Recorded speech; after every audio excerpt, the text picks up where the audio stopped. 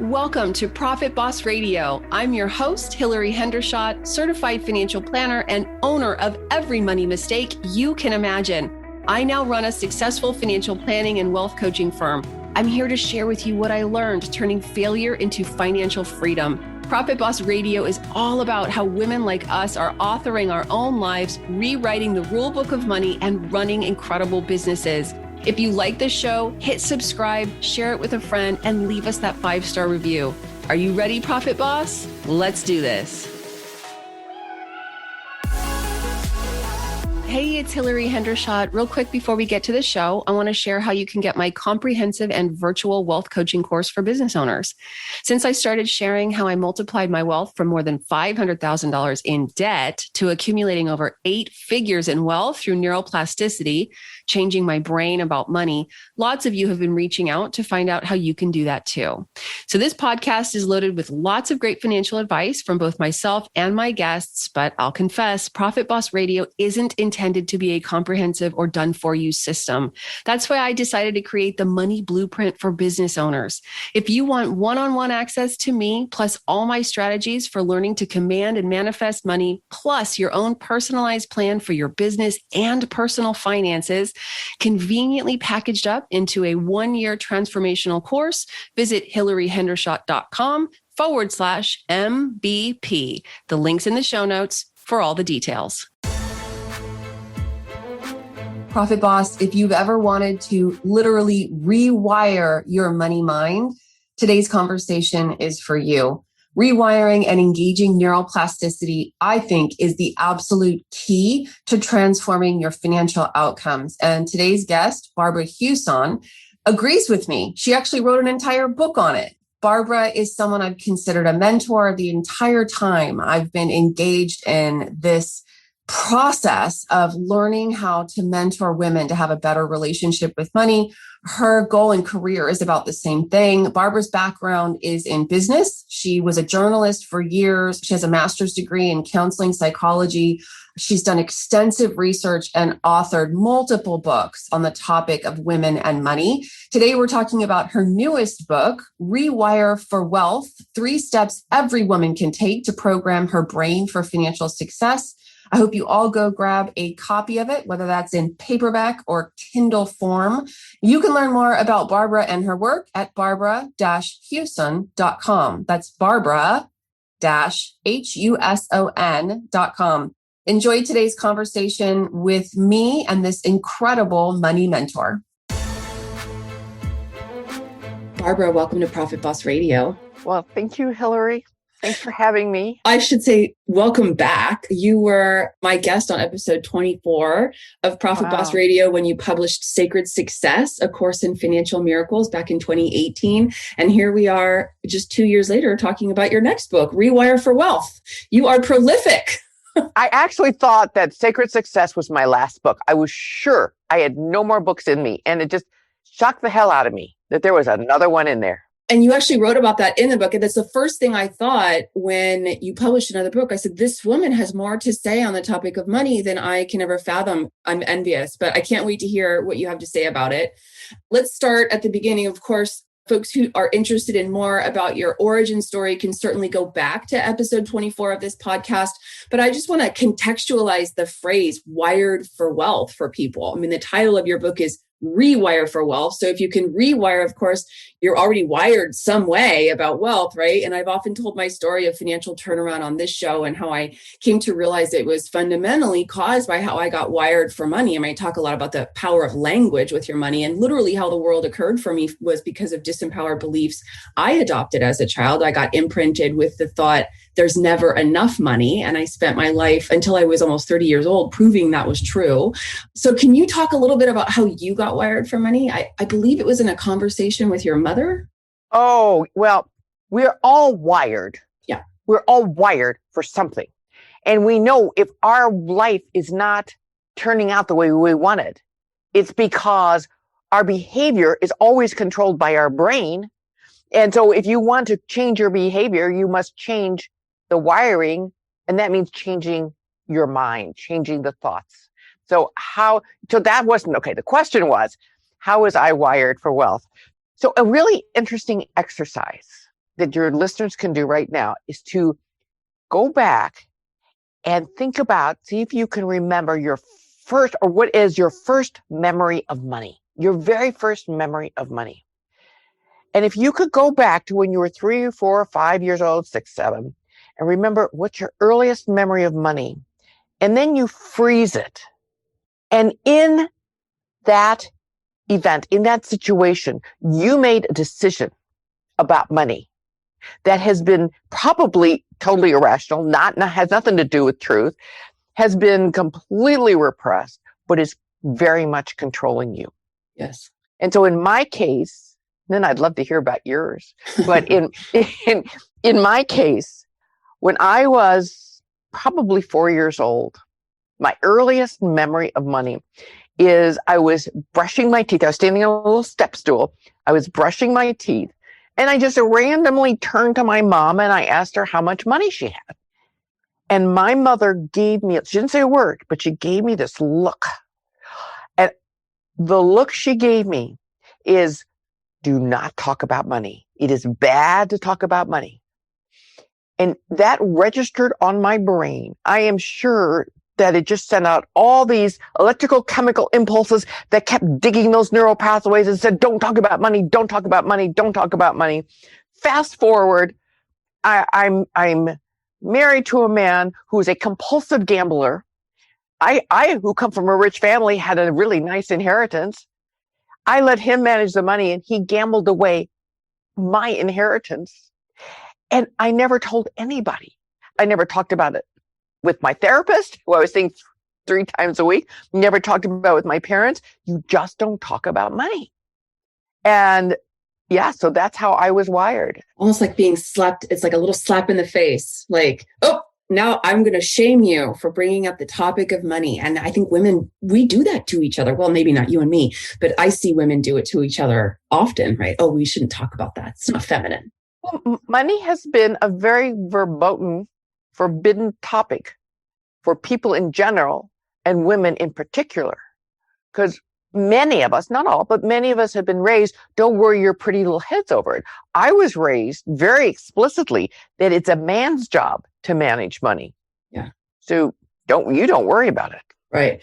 But it's more the point about being wired, and using that metaphor is so perfect. I mean, not only because we have a network of neurons in our brain controlling everything, but about being wired is that it's not just that one thing. You don't just think talking about money is bad. There's like this host of collaborative beliefs and the way the world seems that makes it all sort of reinforces that belief. It's a net almost. It's pervasive.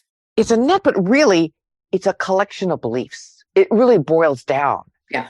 And so when you could start identifying the beliefs, which when they're already, as you said, embedded in your brain, they feel like truths. Yeah.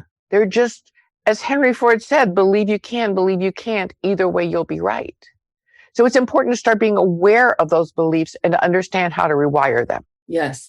And you actually wrote in the book, when you were married to your first husband and you were, I think, having some financial troubles, you went and got a job, and your father didn't want you to speak in good company about the fact that you had a job. Did I have that right? It's close, very close. Okay. So what happened is my husband was gambling my money away. I wasn't telling anybody. My life was falling apart. I was in total depression. So I didn't get a job. I started a business. Oh. And I had my master's in counseling psychology, and I started a business doing career counseling. And this was back in the 70s, and there was no other career counseling in Kansas City outside of a university. And so mine grew fairly quickly. I didn't know anything about running a business, but because I was at the right place at the right time. And I was very excited about it. And my father, who was adamant that women do not work, he was furious. He didn't tell me. He told my husband to tell me not to talk about my work. Yeah. And so I didn't. There goes that shame slap again. Okay. So, authoring a book is not easy, but you described in this book, Rewire, a period of dissatisfaction after you wrote Sacred Success. Can you talk a little bit about how you moved through that and the things that you did that got you to the other side? Yeah. After I wrote Sacred Success, and I was sure it was my last book, but I I love what I've been for 25 years. I have been coaching. I've been a financial therapist, really empowering women about money. And it's my mission. It's not a job. It's, as I'm sure you can understand. Yes. And something happened after Sacred Success came out. I started losing interest in my work. And there was this nagging feeling that something's missing. And this nagging feeling became almost overwhelming. And I started losing interest in my work and I couldn't figure out what was going on. And what is this? I was very confused. And one day I was looking at my email and there was an article about neuroscience. And I knew nothing about neuroscience. And I read this article and I swear to God, Hillary, I swear that I bet my brain lit up like a slot machine and said, this is it. This is the missing piece. Really? And I studied, I read it.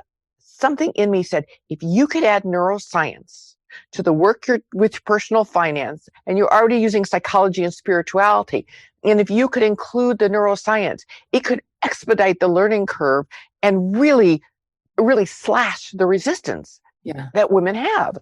And so I started playing around with it and I started studying it and I started adding it into my coaching and as giving groups and retreats around it. And the work was phenomenal.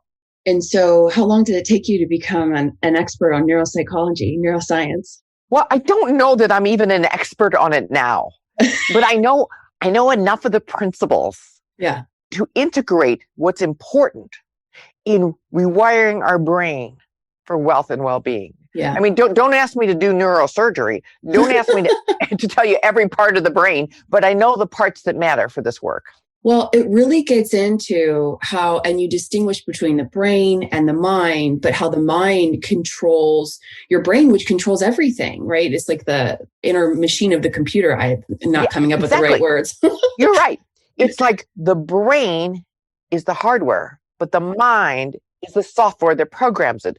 The brain is a physical entity in our scalp, in our skull, and it works on chemical electrical impulses, and it controls all our behavior. The mind is not a physical organ. It's a non-physical entity that's a source of thoughts and feelings.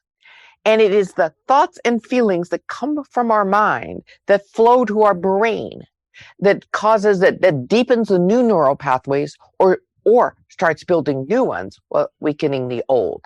So it's really important that the words, that the thoughts you have, the words you use, to be very conscious, because that's what feeds those neural pathways. Right. And I definitely want to get into the how-to without leaving people with that they can just listen to a podcast interview and substitute for purchasing the book, of course. But in the book, you quote a UCLA neuropsychiatrist, and you quote him a few times. I think maybe he influenced you the most on how directed mental force can help people suffering from OCD. And then he refers to it as self-directed neuroplasticity. So literally the conscious and directed changing of your brain. That's essentially what this new book or the field that you're adding to your teaching is about, right? So Dr. Jeffrey Schwartz, he blew me away. When I read his book, he's written several, but The Mind and the Brain, fabulous book. And he did this landmark study at UCLA where he helped OCD, people who have these compulsive urges that they can't stop, like washing their hands, like taking so many steps. They cannot stop.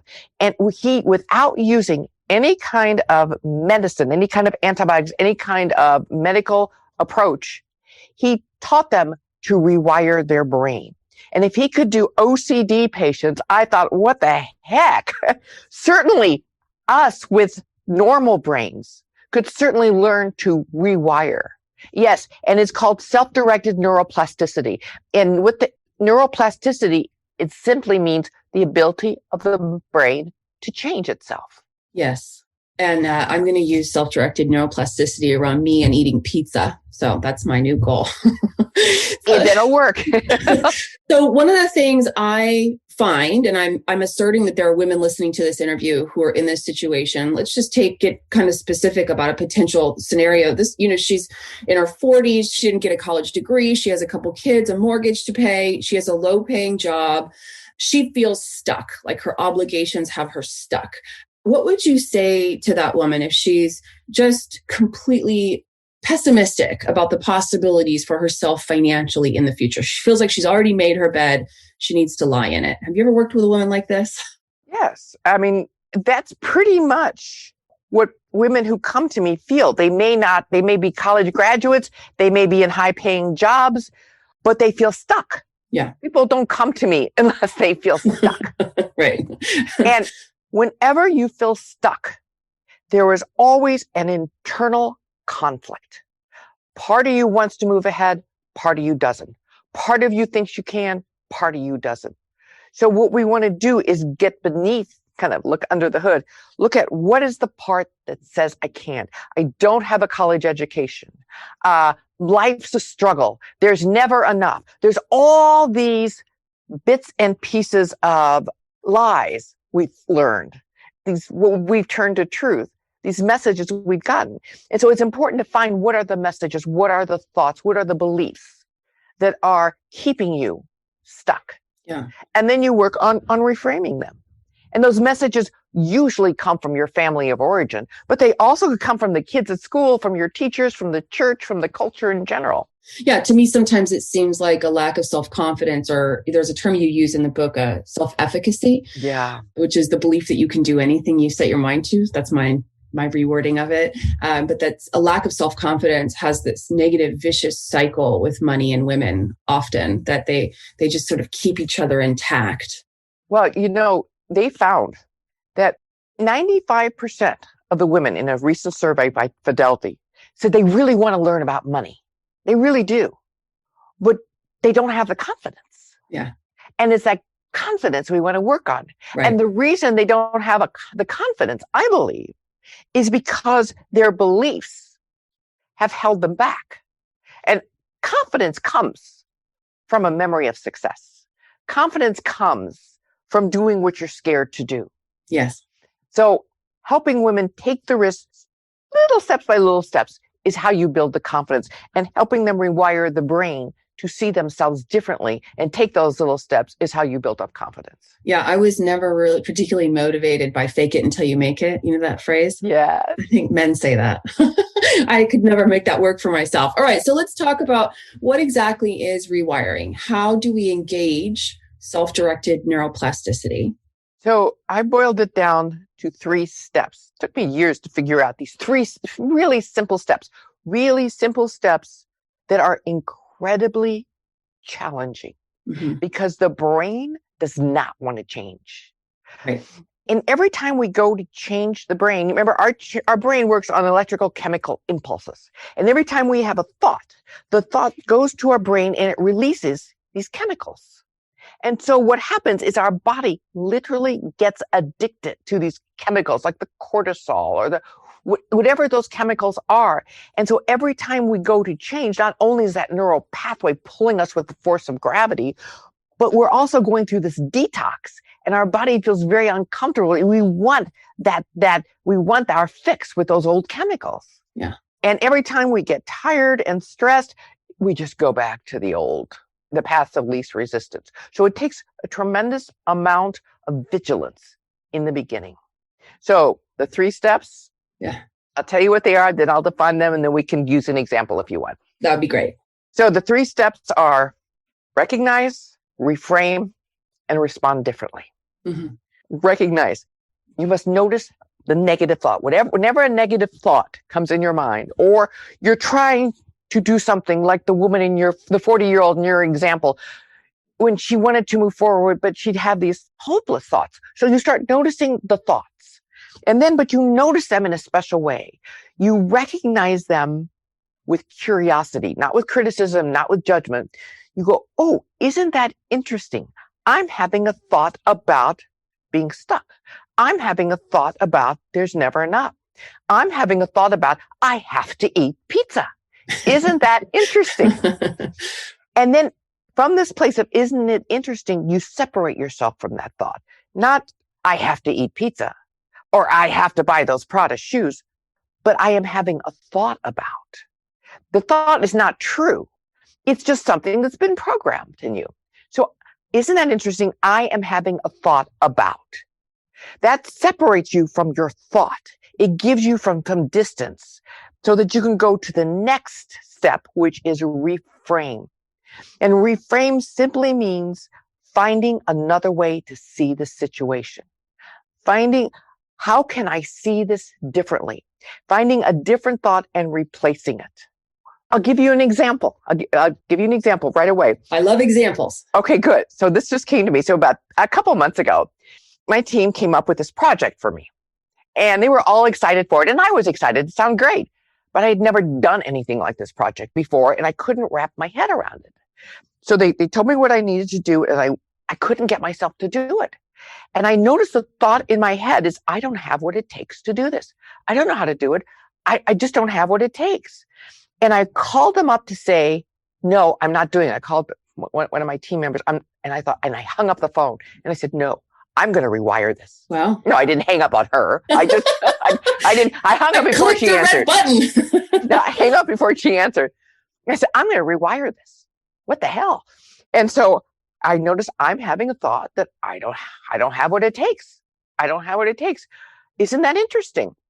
And then I said, how can I see this differently?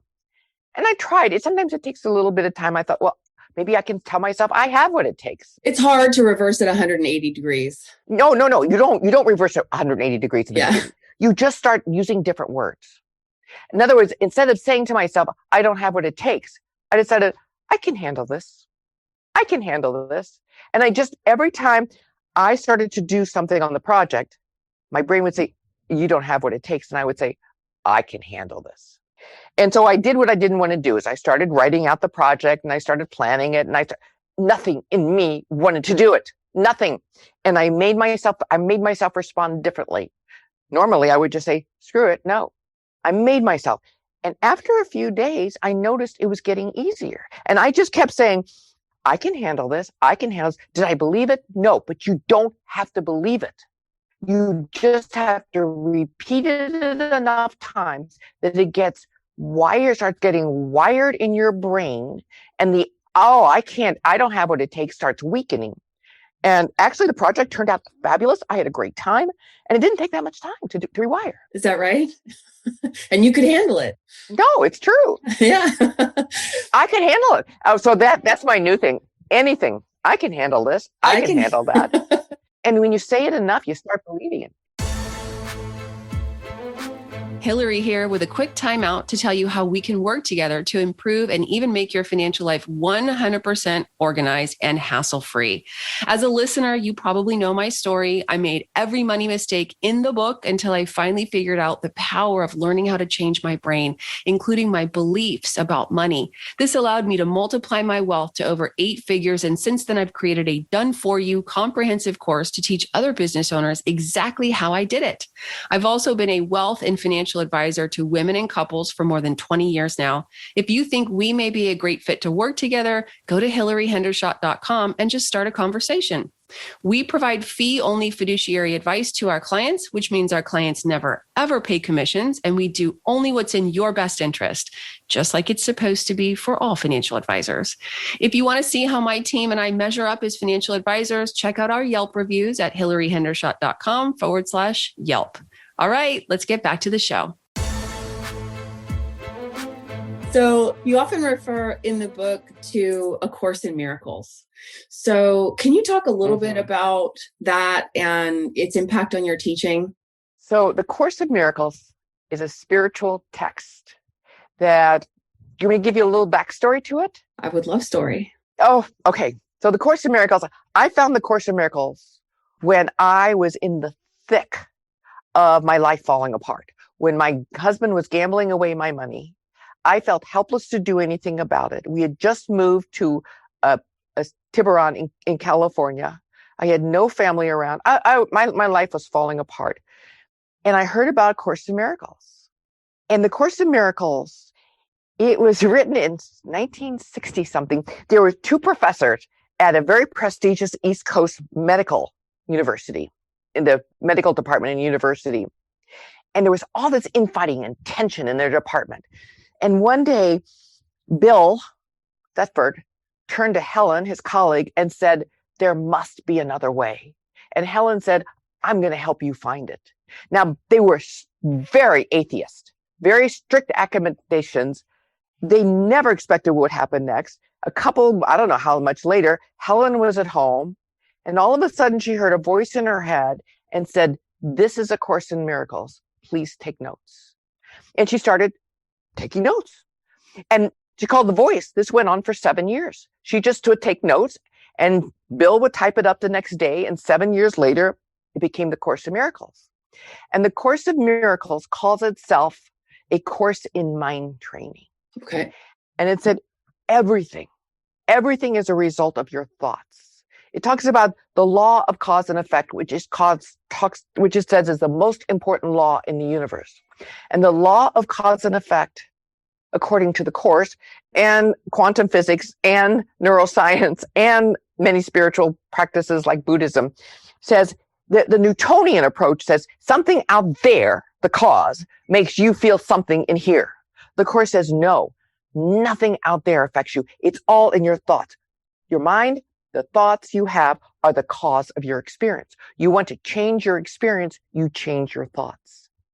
And so it was following the Course in Miracles. It's a real bitch to read. It is really hard. I don't know if you've ever seen it, Hillary, or ever looked at it. I haven't. I don't know what kept me going, but it is profound. I've had many people talk to me about it, though, so I'm curious about it. Well, it has, where I started, there's 3 volumes. There's the text, the workbook, and the manual for teachers. Okay. The workbook is 365 lessons, a lesson a day. Oh, wow. And each lesson, I highly recommend it. Each lesson is a piece of mind training. And the very first lesson in the Course says, I don't know what anything means. I don't know what anything means. Everything that happens is my interpretation of it. And so it helps you reframe everything.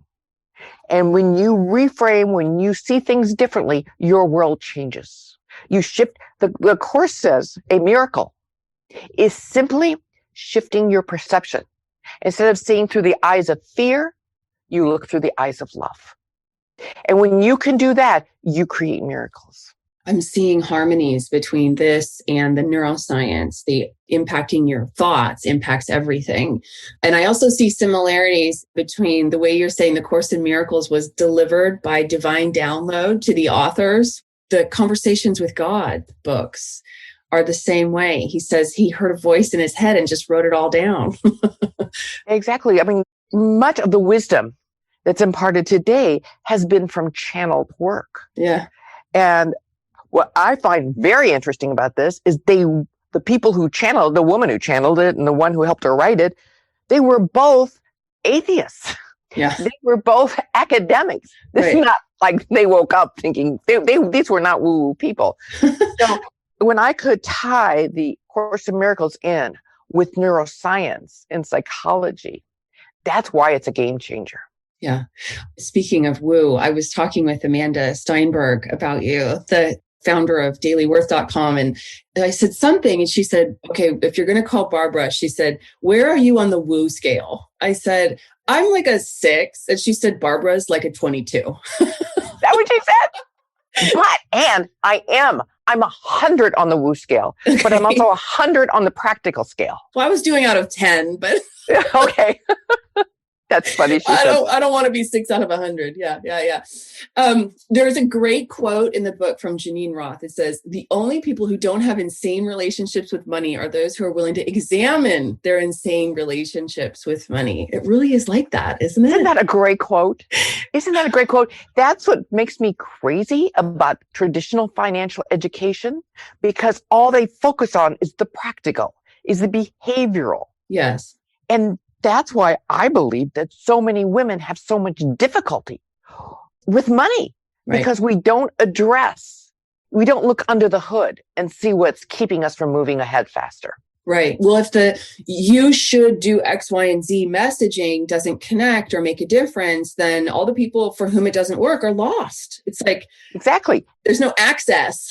Exactly. And they focus on the behavior, and focusing on behavior without changing your mind and your thoughts it's just not going to get you very far. It's going to be a struggle. Right. Well, it works for some people, but few, very few. Okay. So you've been teaching this for years. You've been implementing it with groups in workshops and like this. Can you, I love turnaround stories, Cinderella stories. Do you have some success stories from your clients so people can learn from people who might be like them? Okay. I'll tell you one of my favorite stories. Okay. And this is how powerful to me this process is. So I had a woman who's actually very well known in the world of women's work, and she's very successful. And in fact, when she called me, I was intimidated. I can't believe she was coming to me. And she was very, very successful. And her revenues were definitely 7 figures most years. But it turns out she was really highly stressed because she was overwhelmed by debt. She not only had credit card debt, but she brought in investors that she was owing a lot of money to. Yeah. And so we decided, so I applied the process to her. And I first wanted her to recognize, but one of the things her father, she knew she was repeating her father's behavior. Her father was also a very successful entrepreneur who brought in a lot of money, but he always spent it. They always traveled a lot, and they never had anything to show for it. And she knew that even after 11 years of therapy, she said, I know I'm doing what my father's doing, but I can't stop it. So I said to her, what would happen if you were wealthy? What would it be like if you were wealthy? I wanted to see what the thoughts came up. So she sat with that for 2 weeks, and she came back and she said, if I were wealthy, she said, I got this picture of this lonely old woman with a mink coat in a Cadillac who was so lonely, and it was nauseating. And so for her, being wealthy meant isolation, that no one would love her. Mm. And so we saw that. So we had to recognize what was there. And then I said, how can you reframe that? So she said, let me see. So she went away for 2 weeks. And what she did was very smart. She couldn't figure out how to reframe it. So she started looking to find examples of wealthy women. And she found examples of women who were wealthy, who had money, who were successful, who she called were very juicy. And they were giving to their communities, and they had families, and they were happy. So that shifted her. She reframed it, that it's possible to be happy. And what happened when she reframed that, just the act of reframing, here's what I thought was so powerful, is that she started to see things that her brain wouldn't let her see, because your brain will only let you see what confirms your beliefs. Right. So now she no longer had the belief that wealthy women were isolated, were lonely, were pathetic. She saw how much she was paying, for example, her financial team, her bookkeeper. It was a huge bill. It never occurred to her that she was overpaying. And she saw this line of credit that she could have easily paid off, saving her thousands of dollars a year. She never saw it. Mm-hmm. And suddenly she knew what to do just by reframing. She could see, her brain let her see. Yes. And the last I talked to her, she was almost out of debt. Not quite, almost. Good. Well, she's going the right direction. Yes. And it really is like that. You start to see things that you never saw before. I once received a download thought from the universe that said, Hillary, you should serve women. You're a woman who is afraid men won't hire her. You should serve women. And it was almost like my business quadrupled in the next 6 months. It was insane. And I did nothing except have the thought. It was bizarre. And something I'm grateful for to this day, because it altered the course of my life, See, that's really important, because I think the universe talks to us all the time, guiding us. We all have an internal guidance system. And that's one of the things that in rewiring, in this whole rewiring your brain, is to really start paying attention to your internal guidance system. Yeah. And listening to the messages we get. Yeah. Yeah. You're very committed to women's financial health. What's the bigger vision you're fulfilling on, Barbara? What do you see for women? Why are you so committed to it? Partly I'm committed because I think this is what God put me on earth to do. I think God gave me this wealthy father. God gave me a gambling husband. God gave my life falling apart. And then me having the wherewithal to put it back together. And that was all in the service of helping women. So I believe that's what I'm here to do. And that is my destiny. That's my directive. And my big picture is that before I die, women don't need me. They do not need anybody to help them with money because they got it. They got it. Love it. I love it. I'm with you on that one. So the book serves as a manual. It's a standalone mini training course. Are you also offering coaching programs now on Rewire? I took 2 years off of my Rewire program. I do have a membership community where we definitely talk about Rewire, and I do a masterclass, Rewire masterclass there. But generally, I have an online community. It's always been my dream to have someplace women could come together as a group, receive coaching, receive guidance, but more than anything, talk about money as women, Yes. not as men, as women, the emotional part of it as well as the practical.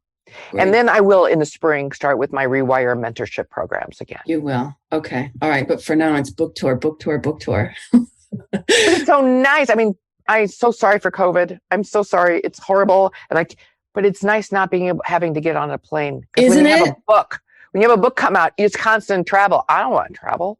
I want to stay home. Well, and yet you never have to get on a plane. You never have to stay in a bad hotel, and you don't have to cart around copies of the book. And you don't have to get dressed other than put a shirt on.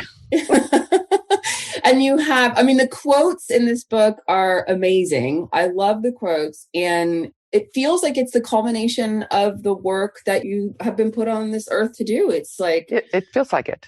It's like the fourth and final piece. And I'm sure, you have masterwork that you'll do after this, but it's an extremely well-written culmination of your work. So thank you for all the work that went into it. And I just want to encourage everyone listening to go out and buy the book now.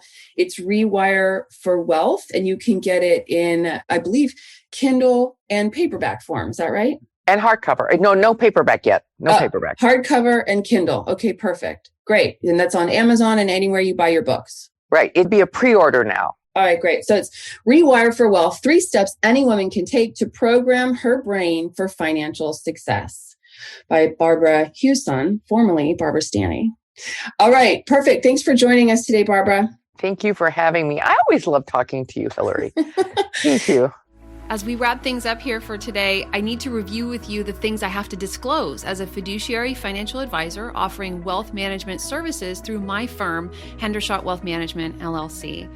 You should know that the opinions I express on Profit Boss Radio are my own, and they can change. The content I provide in the show is for general education. It's not intended as specific investment advice, nor do I recommend any specific financial products. Unlike how I roll at home with my husband, I can't guarantee that my statements, opinions, or forecasts are always 100% right.